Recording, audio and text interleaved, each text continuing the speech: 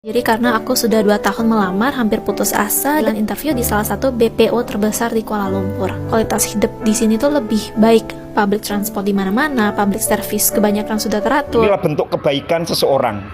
Artinya kalau lihat bahasanya nih orang Malaysia ya. Dan jika hati sudah tak mau, maka jangan datangi aku lagi. Halo, hai semuanya, selamat datang kembali ke channel kedua Sari di Misari. Semoga kalian yang menonton video ini tetap dalam keadaan baik-baik saja dan sehat pastinya ya, amin. Kita lanjut ke videonya. Sari mau minta maaf dulu karena suara Sari agak sedikit berbeda kali ini ya, dikarenakan Sari tuh tengah seseme.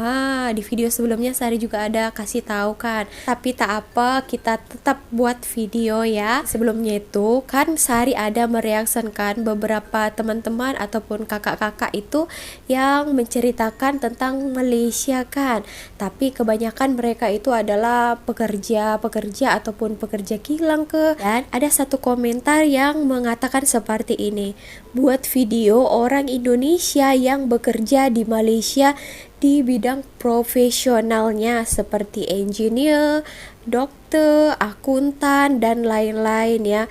Sebab jarang kita dengar tenaga profesional bekerja di sini. Oke, so kali ini kita buat videonya ya. So di Malaysia ini bukan hanya pekerja TKI ataupun TKW ataupun pembantu rumah tangga ataupun kerja kilang, bukan itu saja yang bekerja di Malaysia ini ya. Di bidang profesionalnya ada juga ya teman-teman. Oke, kita tengok dulu video yang satu ini. Kakak ini dia tinggal di Kuala Lumpur ya, dia bekerja di Malaysia ini. Oke, kita tengok dulu, nanti kita akan bahas. Oke? Oke. Umur 20-an sudah bisa tinggal di Kuala Lumpur dengan apartemen view KL Tower. Wow. Itu gimana sih rasanya? Halo semua, perkenalkan, namaku Brenda dan aku adalah corporate slave di negeri jiran ini. Tinggal di luar negeri adalah salah satu impian aku. Bukan cuma ngerasain culture yang berbeda, tapi ngerasa bebasnya tinggal sendiri tanpa orang tua yang mengatur itu adalah kemerdekaan sejati. Kalian setipe aku nggak sih? Lebih akur dengan orang tua jika jauh jaraknya. Betul. Balik lagi ke topik. Ini adalah salah satu pencapaian di bucket list aku, yaitu menetap dan hustle di luar negeri. Ada kepuasan sendiri karena aku sudah 2 tahun melamar, hampir putus asa, dan akhirnya dapat panggilan interview di salah satu BPO terbesar di Kuala Lumpur. Oke teman-teman, tadi kita sudah dengar kakak ini sudah 3 tahun di Malaysia ya. Dia ada bekerja di BPO terbesar di Kuala Lumpur. Dia ini orang Indonesia ya. Bukan hanya pekerja-pekerja macam TKI atau TKW yang kerja kilang aja yang di Malaysia ini bekerja. Ini kakak orang Indonesia pun dia diterima juga di sini ya. Salah satu perusahaan terbesar di Kuala Lumpur. Yang ingin tahu caranya gimana bisa kerja di sini walaupun dengan ijazah lokal, akan aku jelasin di part selanjutnya ya. Oke. Ini aku cerita dari pengalaman aku. Selain dari rasa kepuasan, aku juga merasa kualitas hidup di sini tuh lebih baik. Public transport di mana-mana, public service kebanyakan sudah teratur, dan jarang ada yang memakai sistem orang dalam atau sogokan. Sering juga barang branded itu on sale. Kemudian juga pasti udah pada tahu ya, UMR gaji di sini tuh jika dirupiahkan lebih tinggi. Dengan living cost yang mirip-mirip Indo, pastinya bisa simpan uang lebih banyak. Yes, Kuala Lumpur udah jadi rumah kedua aku. Dan untuk kalian pejuang pencari kerja di luar negeri, jangan menyerah, kalian pasti bisa. Nanti aku akan bagikan beberapa company yang sering ada opening untuk orang Indonesia. Stay tuned ya. Good job. Kerja di Malaysia ini salah satu perusahaan besar di Kuala Lumpur ya. Dia sendiri yang cakap ya teman-teman, bahwa hidup di Malaysia itu tadi katanya lebih baik. Public transport di mana-mana. Juga katanya public service-nya juga di mana-mana itu teratur, dan juga tadi katanya jarang ada memakai sistem orang dalam ataupun seperti calo macam itu. Ini jarang proses surat menyurat itu dipersulit ya teman-teman. Ini memang betul sekali ya. Dulu pun Sari sangat terkejut juga ketika Sari temankan kawan Sari itu dia mengurus IC dia itu yang hilang ya teman-teman. Dan itu prosesnya di JPN di Malaysia itu ataupun Jabatan Pendaftaran Negara itu buat serupa IC itu macam KTP ya, kartu tanda penduduk mereka ataupun identitas warga negara Malaysia. 30 menit sampai 40 menit menunggu sudah langsung siap prosesnya. Kak ini ya bukan hanya Sari yang mengatakan ya. Kalau Sari aja yang mengatakan nanti katanya bohong, tipu, hoax lah, tak betul lah kayak gitu kan. So kakak ini juga sebagai pekerja profesional juga, dia di salah satu perusahaan terkemuka juga di Kuala Lumpur menyatakan sendiri ya, di Malaysia itu banyak barang-barang branded itu yang diskon. Nah, untuk orang-orang yang suka shopping itu mana barang branded ataupun handphone, iPhone macam itu, mereka rela jauh-jauh datang dari Indonesia pergi ke Malaysia hanya untuk membeli itu. Memang kenyataan ya teman-teman. Ada pula yang tak percaya kan dengan hanya video kakak itu saja. Oke, Sari akan kasih tunjuk lagi fakta dan buktinya yang bekerja profesional di Malaysia ini. Seperti apa melayanan orang di sini, apa yang didapatnya di Malaysia ini. Kita tengok dulu video yang satu ini. Cium. Wabarakatuh dan salam sejahtera. Kali ini dalam video ini saya akan membicarakan tentang kebaikan-kebaikan yang pernah kami alami selama tinggal di Malaysia. Bersama saya sekarang adalah Bapak Taufik Salingke. Beliau ini adalah sesama guru dengan saya. Ini yang teacher sudah ya, lama cikgu juga tinggal di ataupun Malaysia. guru. Berapa tahun Pak Taufik? 20 tahun. 20 tahun ya. Kalau saya masuk ke 18 ya, masuk 18 tahun. Wow, 20 Iya. tahun, 18 Tapi tahun Pak ya Taufik lama teman-teman. di Johor ya. Nah, lama juga teman-teman, tentu kita sebagai orang banyak mengalami mengalami kebaikan-kebaikan dari orang lain. Tentu orang ini juga nggak mau kebaikannya diceritakan ke orang lain, tapi kita yang menerima kebaikan, apa salahnya kalau kita ceritakan agar orang lain juga meniru. Meniru, betul ini Mungkin Bapak juga ini. orang-orang lain punya pengalaman. Nah, ceritanya begini. Saya awali dari cerita saya Pak Taufik ya. Pamit dulu. Iya. Bahwa 3 hari yang lalu, ketika saya parkir mobil saya di depan sekolah, di samping sekolah, di kaca depan mobil saya itu ada secarik kertas kecil, ya. Setelah saya ambil ada tulisan begini, salam. Tadi pada jam 11.50 pagi saya terlanggar atau terkena kereta awak di sisi bemper depan sebelah kiri. Sila hubungi saya di bla bla bla bla bla. Nah, ini di sini dikasih juga tahu nomornya ya. menyebutkan namanya. Lalu kata-kata terakhir untuk ganti repair. Artinya dia bersedia untuk mengganti. Nah, sebenarnya saya tidak berniat untuk minta ganti dia. Itu orang Malaysia apa, Mas? Sepertinya kalau lihat bahasanya nih orang Malaysia ya, atau orang Indonesia yang di Malaysia kan juga nggak tahu, mungkin mengira mobil saya itu mobilnya orang Malaysia. Tapi bahasanya jelas ini bahasa Malaysia. Saya tidak menghiraukan karena rusaknya juga tidak terlalu parah. Namun saya tertarik sekali untuk membuat video ini. Inilah bentuk kebaikan seseorang, kejujuran dia setelah menabrak, ya, lalu kemudian dia masih sempat secara jujur mengatakan dan akan mengganti.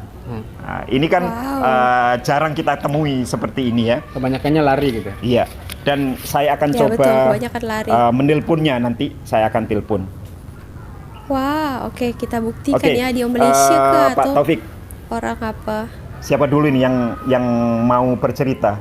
Tentu Pak Taufik banyak mengalami kebaikan-kebaikan dari orang lain juga selama tinggal di Malaysia ya. Saya dulu atau Pak Taufik dulu? Saya sudah satu tadi sebagai mukaddimah. Ya ini kan kebaikan orang ini.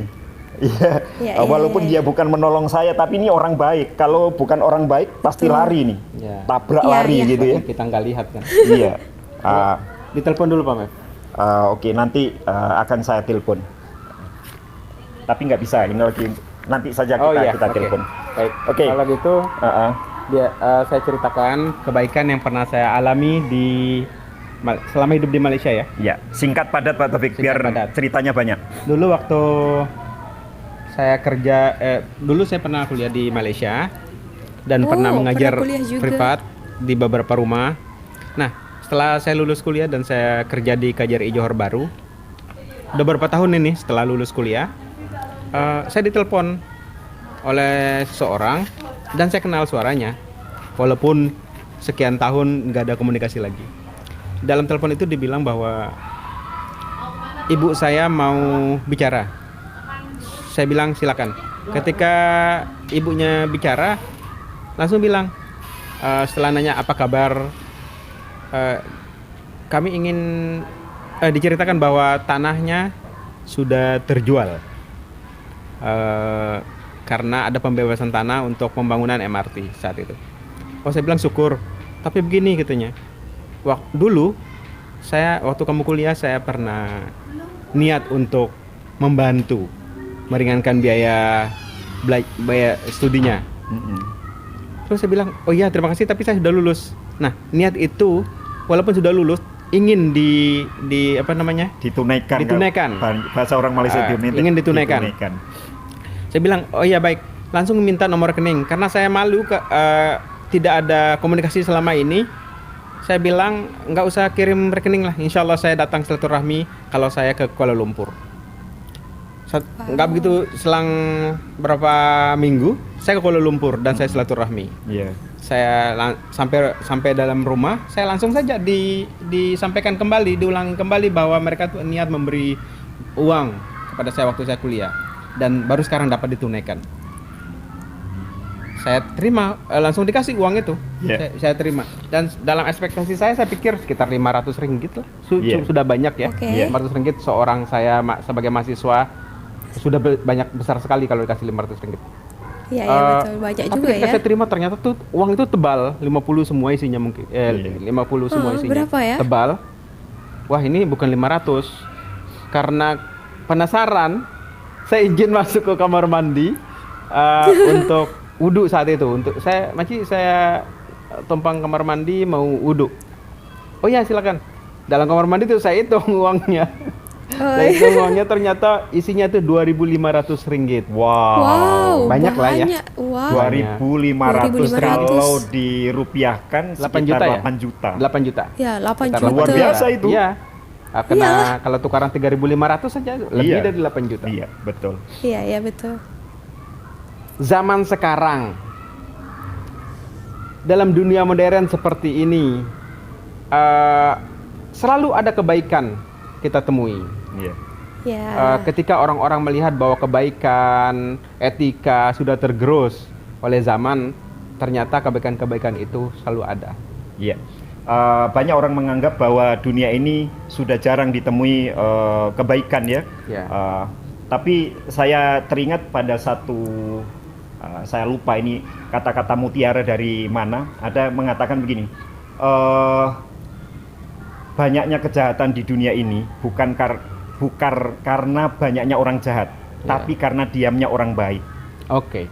Ya, Karena maka diamnya orang baik. yang merasa orang baik, keluarlah, tunjukkan bahwa kamu orang Subscribe. baik. Tunjukkan bahwa kita ini orang baik. Agar apa? Agar kita nggak kalah dengan yang jahat. Ya. Sehingga orang menganggap bahwa dunia ini sudah banyak yang jahat. Ya, oke. Sekarang ceritanya kita lanjut. Pamit lagi. Ya, giliran saya Oke. sekarang. Oke, siapa lagi? Suatu lagi ketika ada. saya ini dengan anak saya sedang mengganti ban mobil ya, ban mobil. Kalau bahasa Malaysianya tayar mobil di betul. parkiran apartemen saya di bawah. Mobil ban sudah saya ambil, mau saya ganti. Lalu tiba-tiba saja ada orang lewat. Orang ini berbangsa Cina. Kalau di Indonesia namanya apa ya, suku bangsa Tionghoa ya gitu ya, suku bangsa menyebutnya. Kalau Tionghoa. di Malaysia berbangsa Cina gitu ya. Masih muda. Chinese. Umurnya kurang lebih 40 tahun? enggak, 30 tahun bahkan mungkin kurang. Jadi masih sangat muda. Tapi kaya. Oke. Dia nggak tahu. Oh. Tunggu dulu. Akhirnya dia datang mendekat, tanya, "Bang, tukar tayar bang?" Ya, saya jawab, "Iya," gitu. Lalu kemudian dia ikut duduk bertiga dengan saya dan anak saya. Lalu ban saya dia pegang. Lalu peralatan itu dia pegang. Dia terus saja ambil ban serep itu, ban ganti, dimasukkan ke mobil saya. Dia kerjakan semua sampai diturunkanlah itu dongkraknya. Bahasa Malaysianya dongkrak itu apa? Itu yang Apa ya? Jack. Jack ya Jack. Setelah itu basa-basi sedikit, "Abang dari mana?" Saya bilang saya dari Indonesia. Dia saya tanya, Dari Indonesia. "Abang duduk sini," gitu. Maksudnya tinggal di sini. "Iya, saya sudah 6 tahun duduk di apartemen ini."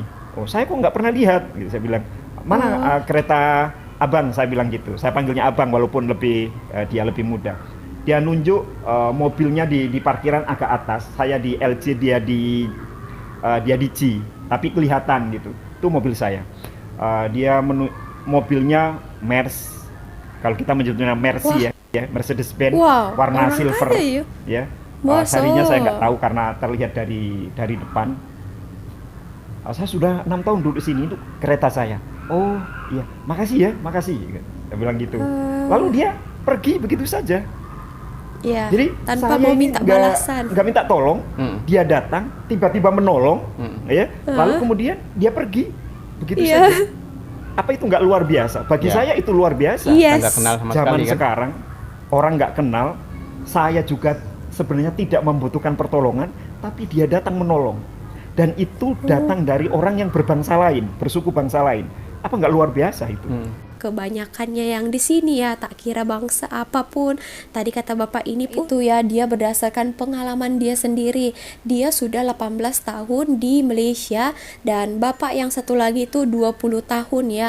Dia adalah guru katanya tadi, dan juga salah satu bapak tadi itu pernah bekerja di KJRI ataupun Kedutaan Besar di Johor Bahru. Malaysia ini dia mempunyai pengalaman sendiri, banyak ditolong oleh orang Malaysia yang sangat prihatin. Pengalaman dia yang pertama diceritakannya ada mungkin dia kereta, dia parking di situ, mungkin ada satu orang tak sengaja dia terkena mungkin bagian keretanya itu mungkin agak sedikit calar kan, tapi dia tak tahu mana orangnya, dia tak tahu hubungi siapa. Dia punya inisiatif, ditulisnya lah nombor dia supaya nanti orang yang punya kereta itu menghubungi dia untuk meminta ganti rugi atas kerusakan kereta bapak itu ya. Tadi itu bapak yang sebelahnya lagi itu dia dikasih uang 2.500 ringgit atau sekitar 8 juta lebih ya, tak sampai 10 juta. Wow, itu termasuk jumlah yang banyak juga ya teman-teman. Tadi katanya ditolong oleh salah satu orang Malaysia, dia berbangsa Chinese ya. Dia tolong juga tanpa meminta imbalan. Sari ceritakan pengalaman Sari ya teman-teman.